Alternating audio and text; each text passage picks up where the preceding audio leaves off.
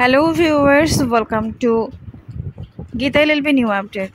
Gita LLB ধারাবাহিকের নতুন পর্বে দেখা যায় যে বিয়ে হয়ে গেছে, এখন ফুলসজ্জা বাকি। আর ফুলসজ্জার আগেই স্বস্তিকের মাথা খারাপ হয়ে যায়।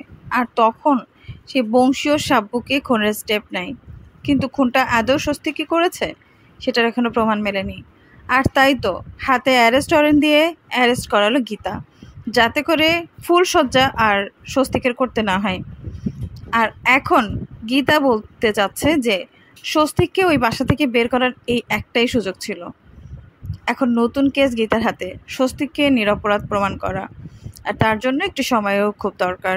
সেজন্য গীতা কিছুটা সময় পাওয়ার জন্য এখনই পুলিশ দিয়ে স্বস্তিককে ধরে জেলে ভরে দিল। এদিকে স্বস্তিক বারবার বলছে আমি খুন করিনি, আমি কেন খুন করব। কিন্তু স্বস্তিকের কোনো কিছু মনে নেই। গীতা তো জানে স্বস্তিকের কোনো কিছু মনে নেই বলেই আজকে সে বিয়ে করেছে। আর যদি স্বস্তিক সুস্থ থাকতো তাহলে গীতা ছাড়া সে কিছুই ভাবতে পারতো না। তো বন্ধুরা, কেমন লাগলো, কি হতে চলেছে গীতা এলএলবিতে, অবশ্যই কমেন্টে জানাবে। লাইক সাবস্ক্রাইব করে আমাদের সাথেই থাকবে। ধন্যবাদ।